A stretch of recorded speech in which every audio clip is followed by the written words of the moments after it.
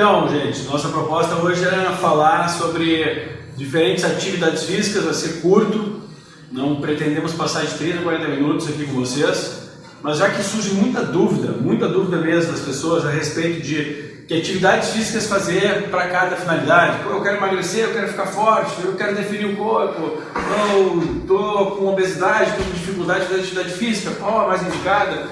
E quais os suplementos usar e se usar, né, e por que usar. Então nós vamos tentar sintetizar aqui para vocês um pouco da nossa prática diária e o que a gente, resumidamente, para as pessoas que não têm condição de ir até profissionais, né, para ser acompanhado, como se guiar. E para vocês que são profissionais de saúde que estão nos acompanhando também, e tem muitos, tentar dar um norte para vocês. É óbvio que é um norte um pouco superficial, né?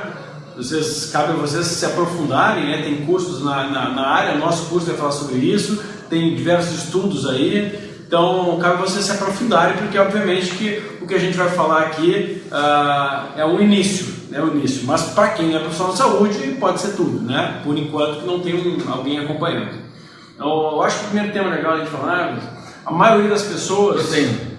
Carboidrato, atividade física? O que comer antes da atividade física e o que comer depois da atividade física, dependendo das atividades físicas, né? Primeiro dependendo das atividades físicas, depois a gente entra um pouquinho falando de composição física, né? Você tem um tal X, Y, Z de composição física. Manda, meu amigo. Bem, vamos lá. Óbvio que a gente não vai conseguir falar tudo aqui, nem o intuito, então gostaria até que vocês mandassem as perguntas também, para que a gente possa responder na medida do possível. Isso é uma das coisas que eu vejo muita dúvida, não só dos nossos pacientes, como dos nossos colegas também, de como interagir, o que é melhor, qual é a melhor tipo de dieta para hipertrofia ou para perda de peso. Primeiro de tudo, a gente tem que entender que cada tipo de atividade física tem uma via energética diferente. O que significa? Se for uma atividade de alta intensidade, que é via glicolítica, a fonte de energia basicamente vai ser o carboidrato. Então, mesmo que você queira emagrecer, por exemplo, mas se você for realizar esse tipo de atividade física, que seria um HIIT, por exemplo, uma atividade muito intensa num período mais curto, você tem que fazer uma ingesta de carboidrato sim, porque senão você vai usar a tua gordura, a tua proteína como fonte de energia, o que é ruim. Então isso tem muito dessas dúvidas. Então primeiro, antes da gente falar, como a gente vai falar aqui, é importante você saber qual é o tipo de atividade física para você saber o que você vai repor. Se é uma atividade física anaeróbia, o que significa? Intensidades altas por períodos mais curtos, que você usa carboidrato, glicogênio como fonte de energia, ou se é uma atividade aeróbica, que você consegue usar ácidos graxos, a gordura como fonte de energia. Então isso já interfere. E o pós, o que você consegue? Se você dá um estímulo para você perder peso, para emagrecimento, o teu pós-treino pode ser um, se você quer uma hipertrofia, por exemplo, é outro. Mas a grande questão que eu vejo, que a gente vai falar aqui de proteína, do que eu acho, do carboidrato na atividade física, que o balanço energético é o mais importante e não a fonte de energia.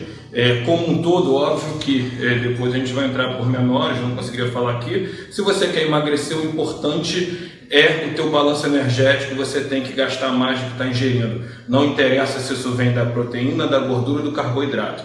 Isso, primeiro de tudo, é o mais importante. Até porque o teu metabolismo basal, que é o que você gasta no teu dia a dia, ele é responsável por em torno de 70% a 80% do teu gasto diário. A atividade física é só 20% a 30% no máximo. Então o teu gasto basal é muito mais importante do que você vai gastar na atividade física. Eu estava dizendo para vocês também, assim, eu passo o dia inteiro sentado. Passamos o dia inteiro sentado. A gente tem, no máximo, 1 hora do nosso dia de atividade física, como a maioria das pessoas fazem. Aliás, a maioria nem tem 1 hora por dia, tem 1 hora, 2, 3 vezes por semana. Esse gasto, eu estou fazendo atividade física, eu posso comer mais. De maneira alguma, porque esses 3 horas por semana, ou 7 horas por semana, é muito pouco. Isso vai significar, provavelmente, 30% da minha perda do meu gasto. Então isso não faz com que me libere a comer mais, para começo de conversa. Então esse negócio, mas eu quero comer mais, então eu quero treinar mais. Não funciona muito assim. Se eu passasse o dia inteiro, como é aqui no Flamengo, o pessoal passa o dia inteiro jogando futebol, aí é uma outra coisa, é um atleta. A maioria das pessoas, como nós, não somos atletas. Não sendo atletas, a gente vai ter o quê? No máximo 5, 6 horas de treinamento por semana. Então, esse tempo é um tempo que não comporta a gente aumentar a comida. Tá? Então, o que é outra coisa aqui? Antes das atividades físicas, então vamos pegar assim, o que é aeróbico? Utiliza oxigênio como energia. Então, o futebol aqui tem as duas coisas. Ele precisa fazer força para chutar. Ali é anaeróbico. Mas ele tem o aeróbico, ele vai correr bastante. Então, a dança é mais aeróbica. Para quem faz essas danças de academia, é mais aeróbica. Para quem faz esporte, joga tênis, consegue misturar um pouquinho. Quem faz luta, consegue misturar um pouquinho. A maioria das pessoas não faz isso, né? Faz corrida, que é aeróbia, né? Então, assim, utiliza oxigênio. Então, parte da corrida, até quanto tempo? A pessoa vai correr. Eu quero correr para emagrecer. É uma boa tática ou não é? E como que a maioria das pessoas deveriam correr para emagrecer, por exemplo? Bem, tudo que a gente fala aqui são opiniões nossas, não significa que seja verdade absoluta e, enfim, sempre essa troca é importante, eu acho que é boa para a ciência, para a medicina, tudo isso. Isso é um guia, né, pessoal? É um guia do que a gente acredita. Então, o que a gente está falando aqui é o que a gente acredita sobre cada tópico, cada assunto. Então, assim, eu acho o aeróbico muito importante, mas não é o fator, o estímulo mais importante para você emagrecer. Hoje a gente sabe disso, mas a gente tem que ter noção de que todo o processo de recuperação de qualquer atividade física, qualquer estímulo, ele se faz em aeróbico. Por isso que um exercício físico intenso, um ritmo, uma atividade física muito intensa, queima muita gordura, porque você gera uma variação de frequência cardíaca, aumenta teu volume de ejeção sistólica, você tem uma demanda de uma maneira bem leiga, metabólica muito alta, você sai de todos os teus valores de variabilidade e o teu organismo, para voltar ao homeostase, consome muita energia após o exercício. Por isso que às vezes o exercício numa intensidade alta, num período curto, gera após isso um desgaste muito grande, um consumo de energia muito grande e te ajuda no teu emagrecimento, porque todo o processo de recuperação é aeróbico e por isso que você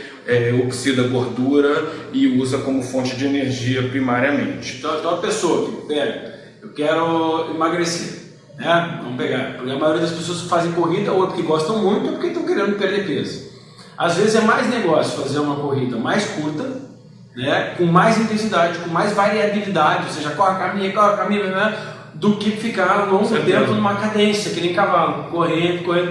O corpo se acostuma com aquilo ali, o batimento cardíaco não varia, acaba continuando, o nosso consumo de energia acaba continuando. Então, às vezes, a gente proporciona até, para quem não é atleta, até mais risco de lesões e tudo mais. Bom, com certeza. E uma atividade física mais aeróbica, assim, curta, utilizar, é necessário, 30 minutos antes comer o carboidrato, ou não? Bem, existem duas situações distintas, tá? Então a gente sabe que pode ter um pico glicêmico, que a gente chama, e uma hipoglicemia de rebote. Então a alimentação ela deve ser preferencialmente 1 hora antes, após, para que já dê tempo desse início dessa metabolização e não ter esse pico insulínico e, consequentemente, uma hipoglicemia de rebote, que seria pior para o teu exercício físico, se você come meia hora após, ou imediatamente um lanche leve, como uma fruta, um suco, algo nesse sentido, logo antes. Para que? Imediatamente antes, para que não dê tempo disso acontecer durante. Vamos traduzir de novo. Então, assim, não precisa comer logo antes de fazer uma atividade física quando vai fazer um ritmo, vai fazer uma corrida. Não é necessário, assim, logo antes de comer.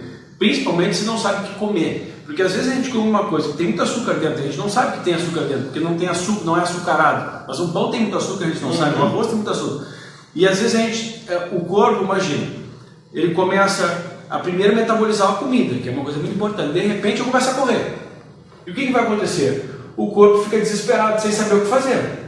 Então essa comida logo antes, se for uma comida bem orientada, de um tipo de fruta, ou da batata doce, ou enfim, tiver uma tática, uma estratégia para isso, é interessante. Se não, acaba podendo ser até um problema para a gente. Isso, dependendo do que você vai comer e do tempo antes da atividade física, você vai piorar a tua performance, óbvio. E se você come algo que demora o teu esvaziamento gástrico, como uma proteína, uma fibra insolúvel, Isso gera um retardo no teu esvaziamento gástrico, por isso que pessoas às vezes se alimentam e na hora da atividade física tem aquela sensação de vômito e até vomitam mesmo, porque você tem uma redistribuição do teu sangue ele sai do teu intestino, sai do teu estômago, onde estaria absorvendo esses macronutrientes, fazendo a digestão, vão para os músculos e pulmão, e aí o teu corpo tenta expelir isso que não está sendo digerido. Tá? Isso então, é muito comum, né? Muito. E às vezes as pessoas acham que vão dar aquele aporte ali de índices glicêmicos altos pouco antes, 20 minutos, 30 minutos antes da atividade física, e na verdade você tem um efeito rebote glicêmico que piora a sua performance. É muito comum, as mulheres, muitas mulheres reclamam, né? Não, eu vou fazer atividade física, me sinto, parece que me dá queda de pressão. Não é queda de pressão, é que se não comer direitinho antes, e não é logo antes, comer a comida certa antes, e aí tem tanto comida para comer, como tem alguns suplementos, né, de carboidratos que dá para utilizar, carboidratos mais complexos, que sejam metabolizados mais devagar mesmo.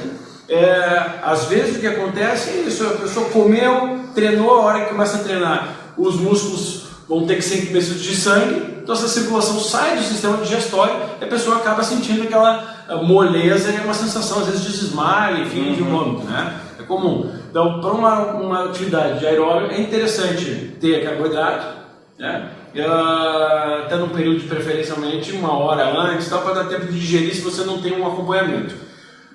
No pós, de um HIIT ou de uma atividade mais longa, é necessário mesmo, e é necessário whey protein ou não? Isso é uma dúvida também das pessoas. Exatamente. Então, por exemplo, quando durante a atividade física você só dá o estímulo, todas as adaptações fisiológicas no teu corpo vêm após.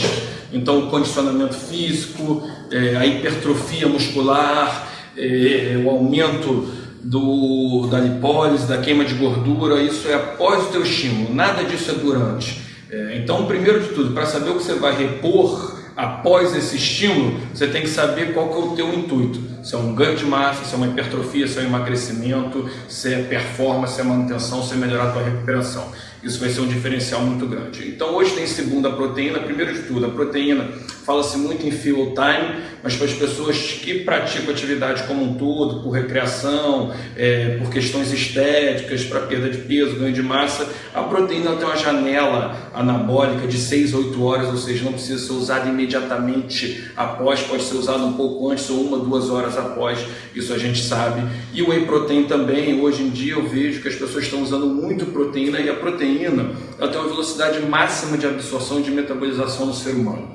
Então você só consegue metabolizar isso até certo ponto. Se você consumir acima do que você vai conseguir metabolizar, você vai ter um acúmulo não só de energia, na verdade, você vai ter um excesso de amônia, de ureia, que são metabólitos da proteína, você vai ter uma sobrecarga, e com isso, para você, algumas mulheres, perdão, só interromper.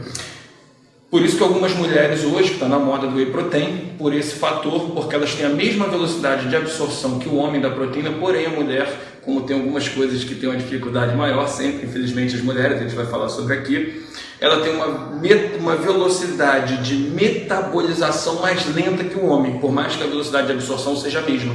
Então a mulher não consegue metabolizar a proteína tão rápido quanto o homem, isso se acumula, e como você tem essa retenção de amônia e ureia, algumas mulheres reclamam que usando o whey protein se sentem mais inchadas, mais retidas, o que é verdade.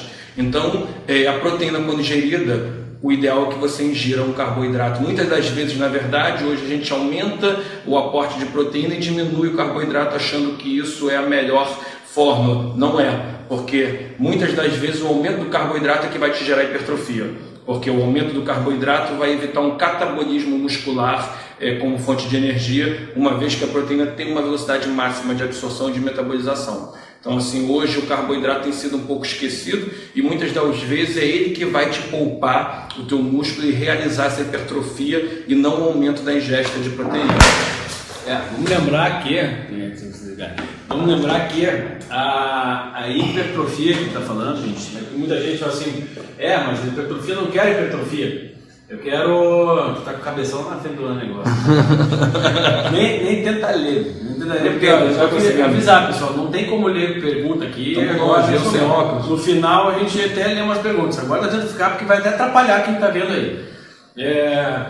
Esse consumo que eu disse aqui de carboidrato, de proteína, a gente tem inclusive como mensurar se a pessoa está absorvendo bem ou não. Isso, falando agora para profissionais de saúde, é algo muito importante, porque o whey protein, de fato, é um alimento riquíssimo, né? Ou qualquer proteína isolada, do leite, por exemplo, que é a proteína isolada do soro do leite, que é o whey protein, é um alimento rico, muito rico, né? Ele consegue nos não dar. Tem nada a ver com a lactose, que as pessoas às vezes confundem. Então a pessoa que tem intolerância à lactose pode tomar whey? Sim, se for sem lactose. O whey isolado é para ser isolado, só a proteína, né? Então, o que é uma confusão, né? Já que é um alimento muito rico, mas isso não garante que eu vou ficar forte usando, mas isso pode ser substituído em vários momentos que eu não tenho proteína na minha alimentação. Poderia, vou passar a tarde inteira sem comer nada, em vez de comer um pão de queijo, comer um whey protein, 1000 vezes melhor. Mas tem pessoas que a dose tem que ser ajustada, porque aquela dose geralmente é de 20 gramas, 30, 40 gramas. Então pessoas, inclusive homens, que a dose tem que ser ajustada.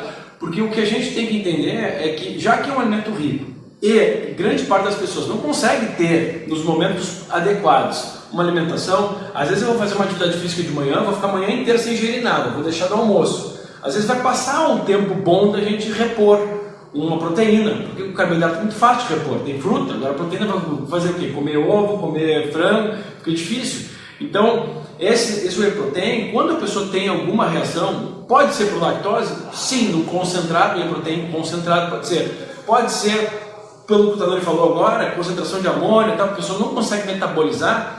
Pode ser também. Então isso precisa ser aferido e existem exames, né? Claro que isso aí é coisa para profissional de saúde. A gente ensina em curso, mas vocês têm que ir atrás dessas informações. O carboidrato pós atividade física não é hipertrofia para ficar gigante, mas é porque quando a gente faz uma atividade física, tudo que a gente não quer é perder músculo. E não é que o músculo precisa ficar forte, é que o músculo hoje a gente considera como um órgão muito benéfico para a gente. Então, e aí a gente, claro que a gente, estudando aí o músculo, ele secreta muita coisa pra gente, é como se fosse uma glândula grande mesmo. Então não dá para perder músculo. Para não perder músculo, uma proteína é interessante, tem tempo, tem relativamente tempo, não é esses 30 minutos que falam. Agora o carboidrato também torna-se muito interessante para muitas pessoas. E claro, daí existem indicações, né? Em relação assim, é muito comum as pessoas, né, já explicamos sobre que tipo de corrida, que seria um pouco mais intensa, geraria um resíduo maior, a pessoa poderia emagrecer melhor. E a maioria das pessoas quer perder gordura corporal, né? Esse é um fato. Agora, essa questão de definição corporal, né? Coisa de definição. Aí já seria necessário um trabalho específico para o músculo, né? Não é ficar musculoso, mas o músculo, se ele estiver torneado, não adianta diminuir gordura corporal só, vai ficar no osso, né? Então, de atividades físicas, né? Porque hoje tem crossfit, hoje tem funcional, tem musculação.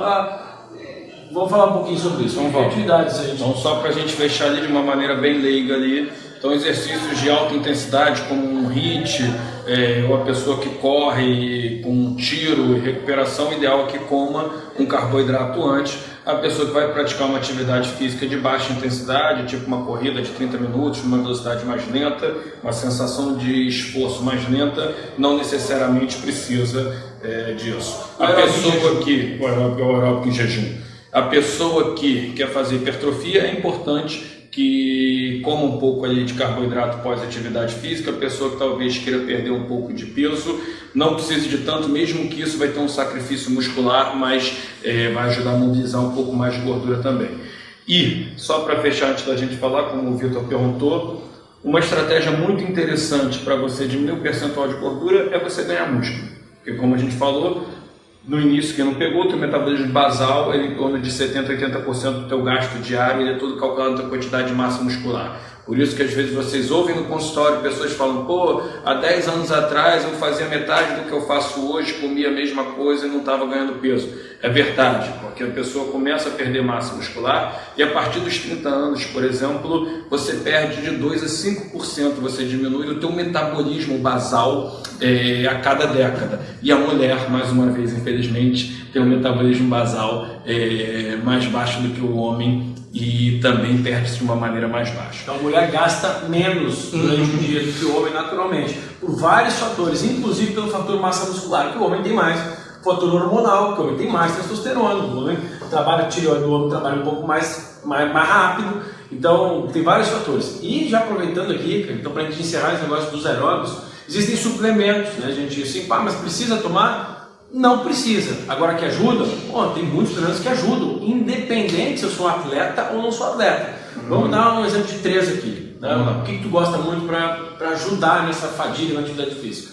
De qual atividade física? Aeróbico. Aeróbico? Bem, aeróbico, por exemplo, paciente acima de 30 anos, uma das coisas que eu gosto, por mais que as pessoas achem aqui que não tem nada a ver uma coisa com a outra, é o HMB, por exemplo. Por quê? O hidroximetilbutirato e o metabólito da leucina, a gente começa a metabolizar menos depois de 30 anos, e uma das coisas que a gente falou aqui que a gente não quer com aeróbico é que você tenha perda de massa muscular, que você catabolize e realmente você cataboliza. Então, é uma das coisas que eu gosto da mesma maneira que o BCAA, como fonte de energia, não como anabólico. Então, assim, o BCAA, por exemplo, o aeróbico, ele serve ali como uma fonte de energia e poupa o teu músculo, eu acho interessante. Para quem não conhece, BCAA são 3 aminoácidos, tá? E aí é um suplemento pronto, ou se manipula ou se compra pronto. Hoje vocês podem comprar pronto. Vocês estão fazendo uma atividade de corrida, preciso tomar BCAA?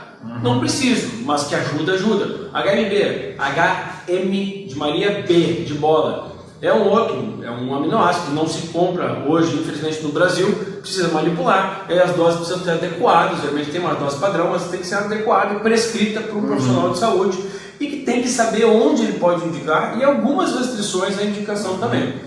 Claro que isso é um tema mais longo. Né? Outro... Vai deixar eu respondendo? Você pediu 3, só fazer um? Não, é isso aí, o outro, qual é o outro? Tá, então outra coisa que é muito importante, eu acho, para quem pratica atividade aeróbica, o que é? É a saúde da tua mitocôndria, porque afinal das contas é na tua mitocôndria que você faz a respiração celular. Então poucas pessoas se preocupam com isso, quanto melhor a saúde da tua mitocôndria, e hoje a gente sabe, enfim, que tem várias coisas para isso, não só o anti-envelhecimento, como melhora a tua performance.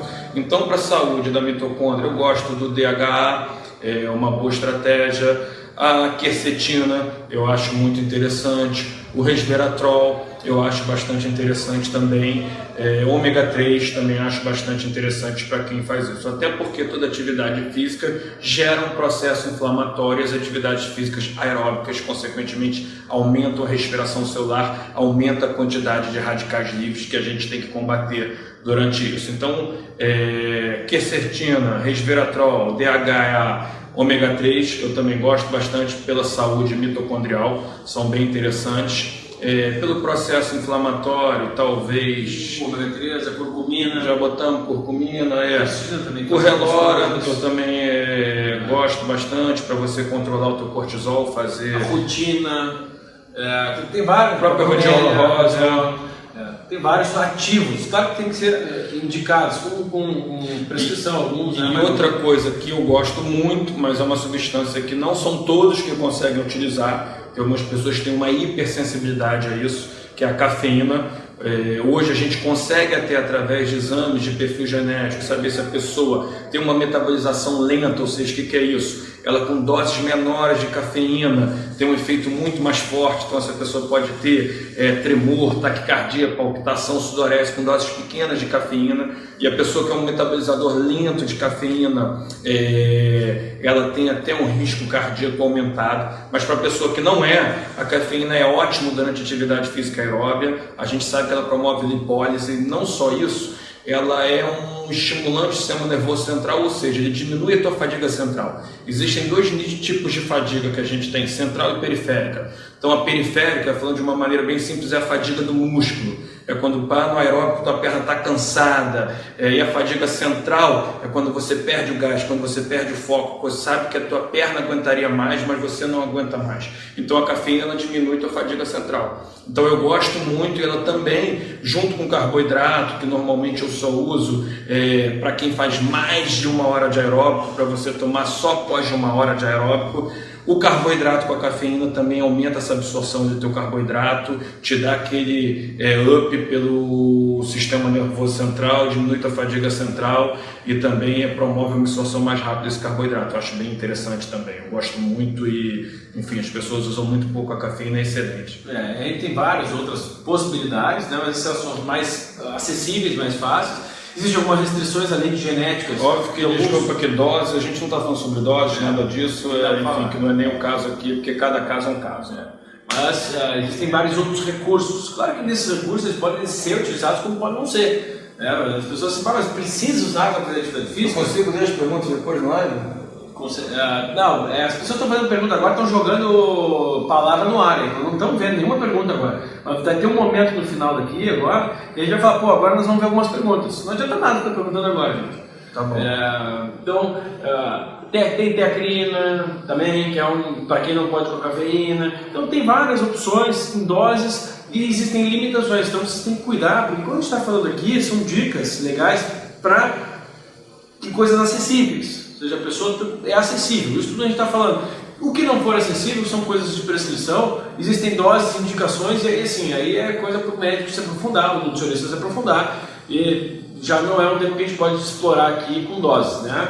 Acho que a gente está interessado, a gente vai ter um curso dia 2 e 3 de setembro, né? Isso aí. Enfim, vai ser uma coisa bem prática, depois a gente coloca aí. Meu irmão. O site aí, né? medicinavanguarda.com.br. Eu e ele já postamos sobre isso, não sei faz quanto tempo. Dia 2 e 3 de setembro, aqui no Rio mesmo, vamos fazer um curso só sobre indicações, né? Com prescrições. O que se prescreve para quem quer correr, para emagrecer, o que se prescreve, que tipo de atividade é interessante. Aí a gente vai falar, claro, especificamente, mas é aberto só a profissionais de saúde, então o nosso intuito aqui é lançar a ideia para os profissionais de saúde, para eles estudarem, ou enfim, o nosso curso está aberto, de portas abertas, ou então as pessoas aí que não têm condições para sair atrás. A HMB todo mundo não consegue, quem vai para os Estados Unidos consegue, mas BCA as pessoas conseguem, um whey protein as pessoas conseguem, carboidrato, lembrando que frutas são carboidratos, um carboidrato muito utilizado é a batata doce, porque realmente ele é muito bom. Ele tem outras fontes proteicas, você já sabe, são fontes animais, então não necessariamente eu preciso comprar o whey protein para fazer alguma reposição. E eu queria dar um exemplo de um outro aqui que tu gosta bastante, eu também, que ajuda bastante no tempo de fadiga para as pessoas que ainda não estão condicionadas, que é a betalanina. É outro aminoácido que não dá para comprar livremente no Brasil, infelizmente, nos Estados Unidos se consegue, e que já tem uma restrição um pouco menor, a não ser assim algumas pessoas têm sensibilidade um pouco maior, formigamento, mas que não mata, ou seja, não tem risco, sabe? Então beta-alanina. Ele estaria normalmente em alguns alimentos, mas uma quantidade muito pequena, né? Eu já na beta-alanina eu uso mais em exercícios anaeróbios, na intensidade mais elevada, até porque ela tem um efeito de sistema tampão também, então assim diminui a percepção de fadiga e eu gosto um pouco de usar nessas atividades também, tipo HIIT, crossfit, musculação, acho que para isso a beta-alanina é bem interessante. Esses suplementos todos que a gente vai falar, eles provavelmente cabem tanto para uma musculação, como para um esporte, como para uma corrida longa, eles cabem. Aí as doses precisam ser adequadas, né? E no caso de atividades musculares aí, cara, vamos falar um pouquinho de atividade anaeróbia mesmo, e para tentar, vamos lembrar vocês aqui, que não é ganhar músculo, anabolizar, não é ficar gigante.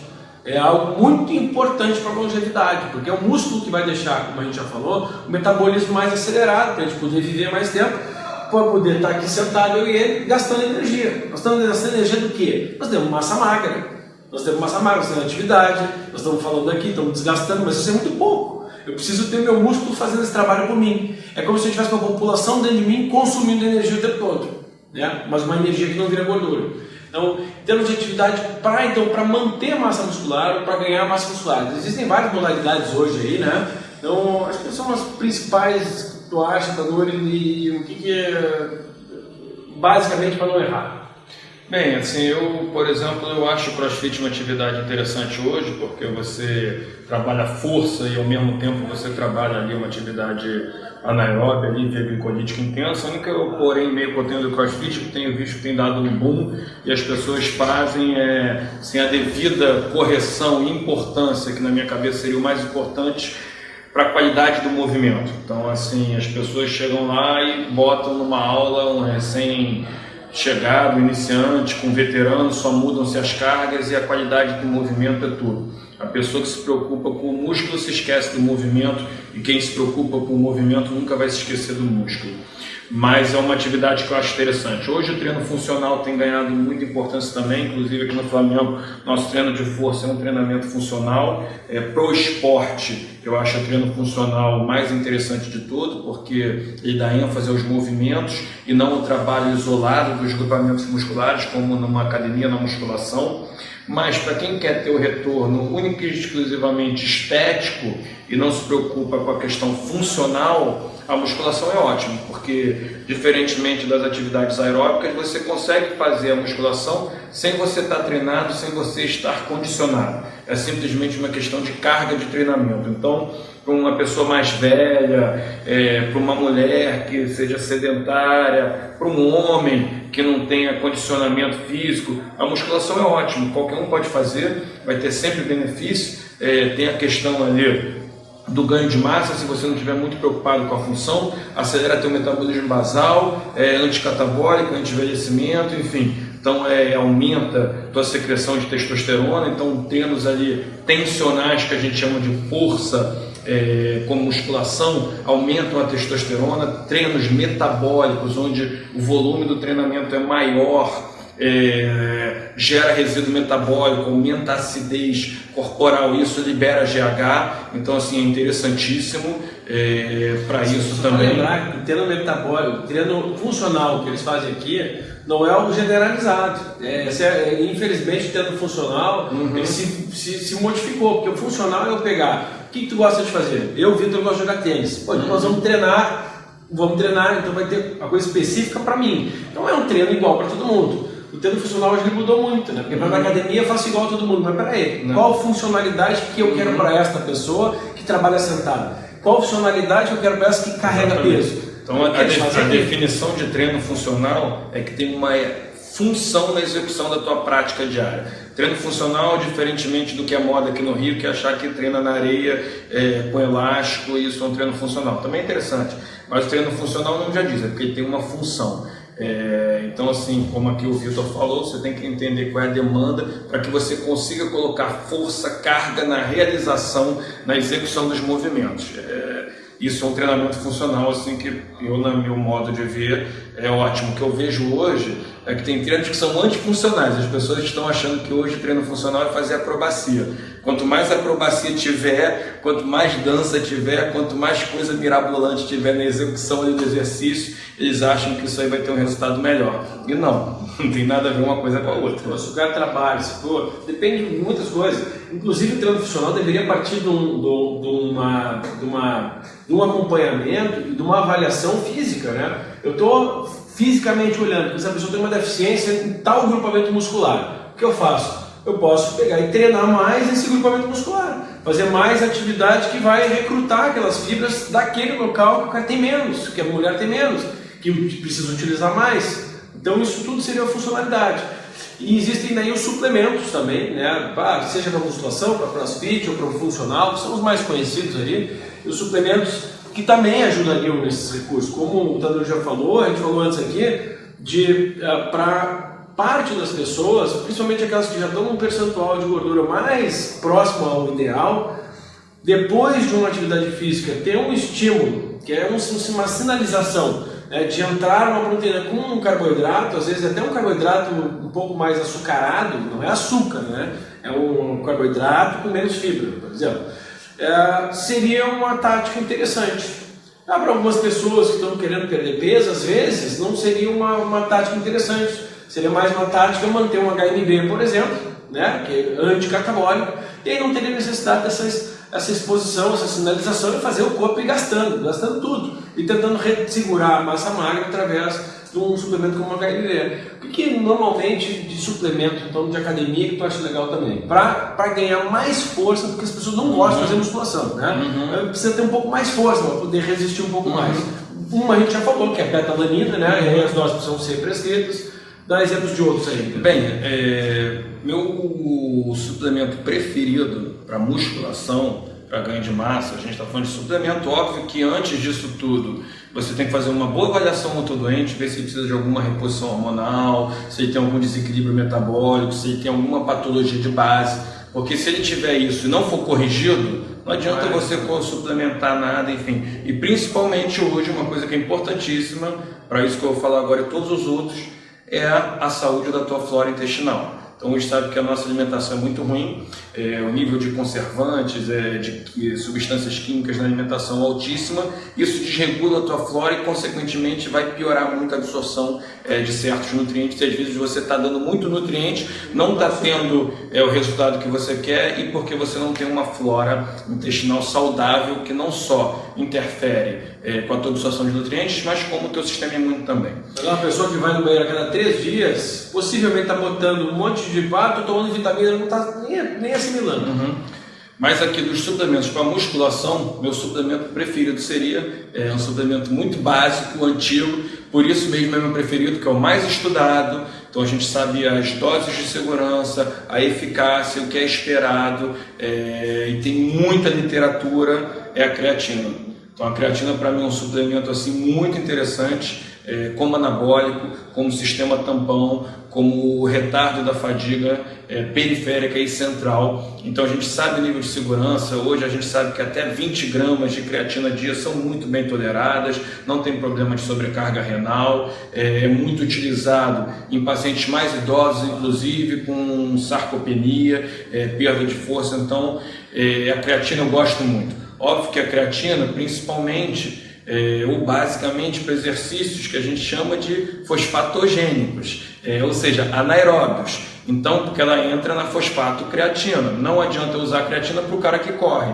Para a atividade aeróbia não tem função nenhuma, porque, enfim, não é via fosfato, não é ADP, é ATP. Então, assim, a creatina, ela aumenta a conversão de ADP em ATP. Então, ela serve como um sistema ali de armazenamento de fosfato, que é a fosfocreatina, e quando você libera energia através do teu ATP, liberando um fosfato que vem em ADP, ela transforma esse ADP em ATP mais rápido, ou seja, ela aumenta ali a tua recuperação mais rápido. Só que saúde, vamos lembrar, ATP é a moeda de energia que a gente tem, que vem do alimento. A única coisa que move a tua fibra muscular é o ATP. Uma coisa que é importante, para você ter concentrações ótimas, ideais da creatina, ela retém um pouco de líquido. Então isso tem às vezes, principalmente mulher ou em algumas outras pessoas que nesse início reclamam dela criar uma retenção. E isso é normal, é esperado. É até uma das maneiras que o médico ou o nutricionista tem para você ver se você está chegando a níveis ideais ou não. Se não estiver retendo um pouco de líquido, você ainda tem que botar mais creatina. Então, assim, infelizmente, é o mesmo passo que ela te dá retorno ergogênico, retorno em performance, ela pode reter um pouquinho de líquido também, é uma verdade, que é um efeito esperado dela. Então, a gente tem algumas restrições com a creatina, que não são restrições, são restrições psicológicas, na verdade, em relação às pessoas que, mulheres principalmente, né? Que estão tentando perder peso e se sentem um pouco mais inchadas quando usam creatina. Existem tipos de creatina daí que quase não fazem esse efeito. São mais caras, a caixeira, nitratos, são mais caras, desnecessárias na verdade, mas quando se incomoda muito, né? Pô, a restrição, a retenção, por quê? Mas precisa usar? Pô, mas não precisa, mas é uma grande ajuda. E na alimentação a gente não consegue. O Maguinho é ótimo reter, que ele já acha que já teve um bem, na verdade está retido. Então, é ótimo porque ajuda. Toda ajuda é bem-vinda, né? Principalmente para a atividade física. A gente hoje em dia é mais pessoas cansadas, debiletadas, às vezes não consegue se alimentar bem ao longo do dia. Tem muito mais gente assistindo o teu dia do que no meu. Porque no Instagram? É porque já estão acostumados que eu faço sempre aí, ó. Consumo de levedor, tá? E aqui no Face eu não estou conseguindo ver quantos aqui. Pô, tem muita gente. E não vai ler as perguntas para responder? Agora sim, já que a gente já falou, abordou, vamos lembrar assim, profissionais de saúde, isso é muito básico para vocês. Entendeu? Deveria ser para quem atende pessoas que querem saúde, não só para quem atende o esporte. Isso não é para o esporte, não, isso aqui é para o esporte também. Mas isso é para quem quer saúde, porque para quem quer saúde, a pessoa está atrás, precisa fazer atividade física, precisa ter uma indicação de atividade física, né? Perguntou então, teve um ali que perguntou qual o melhor horário para praticar atividade física. Bem, podemos começar? Qual é o melhor horário? Isso é bom. Então vamos lá, isso é bom. Primeiro de tudo é o seguinte, tu não tem uma regra, porque teoricamente cada indivíduo tem um relógio biológico, se sente melhor em certo momento ali do dia, né? Então assim, é uma pergunta difícil. Mas como um todo, o melhor horário seria em torno de 7 às 10 da manhã. Por quê? Porque esse é o pico de testosterona, tanto no homem quanto na mulher. Então é o momento que a tua testosterona está mais elevado para o treinamento de força, por exemplo, no crossfit, no HIIT ou na musculação, o melhor horário seria entre 7 e 10 da manhã. É o pico de cortisol, o pico de testosterona. Exatamente, são hormônios anabólicos. É o momento que o corpo estaria pronto para caçar. Onde está pronto para anabolizar mais. Tem pessoas que não conseguem nesse horário ou tem um relógio biológico diferente, que se sentem bem à noite, por exemplo, isso não é um impedimento. Desde que não atrapalhe o sono. Desde que não atrapalhe o sono. E também se interfere outra coisa. Por quê? As pessoas falam, e como um todo eu concordo também, que assim, carboidrato à noite não é o ideal, eu gosto de reduzir muito meus doentes, depois das 6, 7 horas ali, não tem mais ingesta de carboidrato, porém se esse paciente aí tiver uma atividade física muito intensa à noite, ele vai ter que ingerir, porque senão vai piorar a performance dele, ou se é um atleta que tem atividades físicas na manhã muito cedo, 6 horas da manhã, uma atividade física intensa, e quando acorda, por exemplo, num horário já muito próximo da atividade física, não consegue ter um bom café, para ele é uma estratégia que ele tem ali um aporte de carboidrato na noite anterior. Então também não tem uma regra, mas como um todo eu gosto que a partir das 6, 7 horas da noite, se é básico, antigo, diminua bastante ou até, se puder, zere seu carboidrato. Isso é uma pergunta interessante, Léo. Faço HIIT à noite, como aplico carbo se quero ganhar massa muscular? Consulte com um profissional. Por que eu lembrei dessa pergunta, gente? Não é querer ser grosseiro, é porque nós não podemos fazer consultas. Vocês podem nos dar perguntas amplas, né? Não, eu faço isso, meu exame é tal. A gente não pode fazer. Eticamente, o CFM, se tiver algum médico espião, que sempre tem aí, nos denuncia para o Conselho de Medicina, nós estamos restringindo. Quer dizer, a gente dá a mão, quer o braço, né, gente? Vitor, muitas pessoas pedindo para salvar a live. Ele vai fazer isso? Vai ficar salvo. Faz. Vai ficar salvo, tá? Mudei a alimentação, atividade física, não consigo diminuir gordura. Help, consulte com alguém. Tá? Essas coisas assim, gente. Nós estamos dando o básico para vocês aqui, que já é muito mais do que a informação. Só dando um adendo isso aí. Então, é óbvio, cada caso é um caso, fica muito difícil dizer o teu caso, se nem quem perguntou, porque quem perguntou se foi no EGI do Vitor. Mas às vezes uma das estratégias, como a gente falou aqui no início, você perder gordura ganhando um pouco de massa. Então talvez você esteja fazendo atividades físicas ali aeróbicas, num pensamento que vai perder gordura e você está catabolizando, e a gente já viu que durante a atividade física você perde muito menos do que durante o dia no tua taxa metabólica basal. Então vamos dar um exemplo aqui prático, e aquela questão de 2.500 calorias por dia, se você pratica, por exemplo, 60 minutos ali de uma corrida, isso perde em torno ali de 400 calorias. Então para você perder peso, você teria que, se você gasta 2.000 calorias mais 400 ali numa atividade física, você tem que ingerir menos que 2.500 calorias, tá? Independentemente do que você vai ingerir, isso é bem fácil. E se você às vezes não ingere um carboidrato, numa questão de querer perder gordura, como a gente falou, você está perdendo massa muscular, às vezes teu peso na balança inicialmente baixou e depois estabiliza, porque o teu metabolismo basal, que é o teu maior gasto diário, diminuiu com isso. E você perdendo massa, por mais que você aumente o teu percentual. Então você às vezes está acontecendo isso aí. Isso é muito comum, na verdade. Difícil dizer, porque cada caso é um caso. Abraço para Floripa. Glutamina. Glutamina é um super... Putz, eu tenho uma opinião um pouco contraditória da glutamina. É utilizado para tanta coisa. Eu acho que é muito mais interessante, resumidamente, para imunidade, para intestino, do que para atividade física, realmente, tá? Tentando resumir para vocês aí, porque...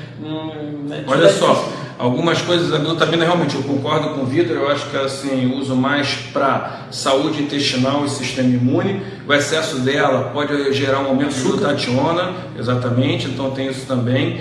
E talvez, por esse motivo, como outros suplementos também, se você não investir na tua flora intestinal, a suplementação IM, eu sei que é um processo mais chato, você tem que tomar uma injeção intramuscular, é uma ótima opção. Toda medicação intramuscular, teoricamente, você evita o efeito de primeira passagem hepática, então para as pessoas que tomam muito suplemento e para as pessoas que buscam performance mesmo, talvez tenham que tomar quantidades elevadas, A suplementação, para quem não saiba, HMB, glutamina, aminoácidos podem ser feitos intramuscular ou venoso. E talvez seja uma ótima opção para isso. Gente, tem muita gente perguntando de coisas que a gente já falou muito aqui, BCA, Whey Protein, é o pessoal que está entrando agora. Então, assim, depois olhem, tá? Tem uma pergunta legal aqui, ó, de musculação em jejum, faz catabolizar ou não? Tá? Sim e não. Qual foi a pergunta? Musculação em jejum. Musculação em jejum. Sim e não. Teoricamente, não. Mas existem pessoas que pode acontecer isso, provavelmente quando a gestão dos outros alimentos ao longo do dia não é boa, ou quando uma situação hormonal dela é desfavorável. Então são casos específicos, tá? Musculação via glicolítica anaeróbica, glicogênio. Em jejum, glicogênio baixo, ou seja, a performance da musculação vai ser ruim. Aqui é muito legal também, ó. Eu já vou repetir para vocês, não façam perguntas individuais, a gente não pode responder, não sejam inconvenientes, pessoas, tá? Eu vou pegar essa pergunta e vou falar amplo, tá? Eu preciso perder 30 quilos, tá? Eu preciso ganhar 10 de músculo, né? Não é assim que se fala, tá? Mas tudo bem, vou pegar o amplo dessa pergunta aqui, tá? Pô, eu preciso perder bastante peso, eu no início consigo perder uns 6, 7, depois empaca. Por quê? Porque não tem músculo, é simples. Tem outro motivo também. Porque o começo é mais fácil, a gente desintoxica e a gente não perde gorduras, a gente perde água. Eu estou extremamente inflamado, eu perco água. Chega um momento que agora eu preciso perder gordura. Para perder gordura, eu preciso estar mais anti-inflamado, começar a ganhar músculo, que talvez me faça ganhar um pouco de peso nesse momento. E aí adequar todo o meu sistema, porque o meu sistema metabólico, o meu metabolismo, ele não pode de uma hora para outra parar de receber comida e achar que está normal. O que vai acontecer? Às vezes ele dá uma diminuída, dá uma queda no metabolismo. Então isso precisa ser avaliado, né? Individualmente. E tem outra coisa nisso, que isso é uma questão muito comum no meu consultório, eu acho que no dia a dia, exatamente essa pergunta aí para o Vitor, que ele falou que começa a perder peso e de repente para. Por quê? Nosso organismo foi feito para poupar energia. E quando você começa, a pessoa descondicionada, começa a fazer atividade física, você gasta muita energia para realizar essa tarefa. Com o treinamento, vem chegando o condicionamento. Então você gasta menos energia para realizar aquela mesma tarefa que há 3, 4 meses atrás você gastava o dobro de energia para você realizar a mesma tarefa. E como eu falei, a recuperação vem sempre após o estímulo. Então, o mesmo estímulo que elevava muito a tua frequência, que a tua pressão ia lá para cima, que teu sistema nervoso central alterava muito, a tua fadiga central era muito grande, depois de 4, 5 meses você condicionado, tem muito menos alteração, ou seja, para você voltar para a homeostase após esse estímulo, você gasta menos energia. Então, assim, o teu corpo poupando energia, e acaba que você chega nisso e fala, pô, estou correndo o dobro do que eu corria 6 meses atrás e não estou perdendo mais nada. Por quê? Você está se condicionando. Adaptação, né, gente? Baixa qualidade de conexão. Ixi, tá. Não, voltou. Adaptação, né, gente? Pega um alcoólatra. Daqui a pouco né? 10 para 6. Foi? 10 para 6. 10 para 6, já? 10 para 6. Bom, pega o alcoólatra, toma uma garrafa de uísque, ele não fica bêbado. Ele se adaptou, o corpo se adapta. Então, por isso que também hoje se fala muito, tanto de estratégias alimentares, ciclar. Ou seja, ciclo de estratégias. Eu uso uma agora, daqui a pouquinho eu uso outra. Depois, atividade física é a mesma coisa. Eu estou fazendo a mesma coisa.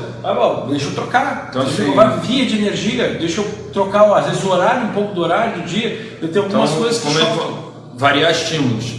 Isso aí quer dizer exatamente isso. Então, variar estímulos é ótimo, porque você vai sempre fazer uma coisa que você não está condicionada, que para aquilo você vai estar descondicionado, e aí você vai ter um consumo ali, um déficit muito alto. Então, assim, como o Vitor falou, da mesma maneira que na alimentação você varia as estratégias ali nutricionais, no treinamento, assim, é ótimo que você varie os estímulos, porque isso vai estar sempre se condicionando cada vez mais.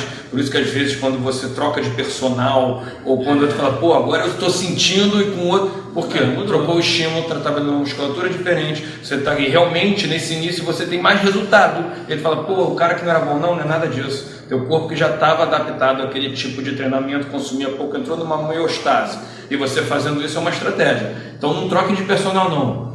Troquem as estratégias ali de treinamento, enfim, que vai ter o mesmo resultado que você trocar de personal. E para finalizar, a gente teve uma pergunta legal ali, que perguntaram de tribos terrestres, que é muito comum, maca peruana e tudo mais. Bom, isso Acredito que não se pode. Os tribos terrestres eu acho que se consegue comprar livremente. Eu acho que o resto não consegue, a marca também. Existem vários fitoterápicos, né? Os fitoterápicos a gente quer o que com eles? Alguns a gente quer que nos estresse menos de noite, por exemplo, diminuir o estresse para a gente dormir melhor, outros para dar mais energia, outros para dar um estímulo hormonal. Nenhum fitoterápico até hoje conseguiu comprovar realmente que aumenta muito os hormônios. Muitos deles conseguem, dependendo das pessoas. Ou seja, eu não tenho como fazer uma fábrica trabalhar mais se essa fábrica já está depletada. Então, primeiro limitante, eu tomo anticoncepcional, ou tenho uma certa idade, não vou conseguir estimular o hormônio, eu vou conseguir no máximo bagunçar ainda mais, os hormônios já estão bagunçados. Então essa questão hormonal, ela precisa ser olhada, elas são olhadas de perto, precisam ser analisadas de perto, com um exame, tanto de exame de sangue, às vezes de saliva, ou exame físico, para a gente entender quem são as pessoas que são as candidatas a ter uma melhora hormonal com atividade física, com os fitoterápicos, e quem é aquelas que não vai adiantar nada, já estão numa fase de reposição hormonal, modulação, mimetização, seja lá o nome. Então isso aí já é um tema muito importante, inclusive porque a gente fala o seguinte, o curso, a gente vai finalizar aqui por causa do tempo, né? O curso que a gente vai fazer dia 2 e dia 13 de setembro, ele vai abordar tudo isso com mais profundidade, tá? Ou seja, profissionais de saúde, nós estamos falando aqui para não profissionais de saúde, né? Para profissionais de saúde a gente vai para profundidade. Para quem? Para nutricionista, para educador físico, para médico? Sim, porque tem parte que o médico vai conseguir utilizar. Mas que é importante do nutricionista saber, porque o nutricionista ou educador físico ele precisa olhar sinais claros de que meu cliente não está evoluindo e não vai evoluir, porque daqui ele precisa do nutricionista. Aqui ele precisa de um médico. Ou o médico saber identificar, olha, que tipo de treinamento está fazendo? Esse, está querendo um resultado, porque a tua atividade física não é para esse resultado. Eu preciso entender, eu não vou fazer o treinamento físico, mas eu vou indicar, olha, quem sabe a gente não conversa com o teu educador físico, com o teu personal, e a gente muda um pouquinho a estratégia, porque para a finalidade que tu quer de ganho de massa, tu está fazendo uma atividade que não vai ganhar massa, ou para emagrecimento. Então nosso curso é voltado para isso, para que eu tenha essa integração, já que nós temos uma vivência muito grande nessa área, e eu também tenho uma vivência que eu desconheço do Brasil, alguém que tem uma vivência dele tão moderna e atual no esporte, para a gente conseguir orientar os profissionais de saúde mesmo, né, profissionais de saúde, a conduzir os seus pacientes, tanto no âmbito hormonal, as pessoas precisam, como traçar estratégias com recursos hormonais, né, para as pessoas que precisam disso. Lembrando que muitas das estratégias hormonais, elas são mesmo para pessoas de idade, né? São pessoas que estão perdendo massa óssea, massa muscular. E como a gente não utilizar, né? Existem meios de não utilizar das pessoas que não têm necessidade. Então eu queria deixar aí para vocês esse abraço meu. O curso se escreve por medicinavanguarda.com.br, www.mv, né? Medicina Márcio Victor, medicinavanguarda.com.br. Deixar um beijão para vocês aqui, Tanuri. Bem, queria agradecer a todos vocês aí pela paciência. Esse dia aqui para mim foi histórico, né? Minha primeira live. Quem viu, viu, quem não viu, não vê mais. Se vocês tenham achado interessante de alguma maneira, que deixe esse feedback aí, se acham que é interessante a gente fazer mais, se foi bom de alguma maneira, realmente é algo novo para mim. O meu assessor para assuntos aí de internet é o Vitor, está aqui presencialmente no Rio, então me convenceu a fazer. E eu vou ver aqui dentro da medida do possível responder todas as perguntas aí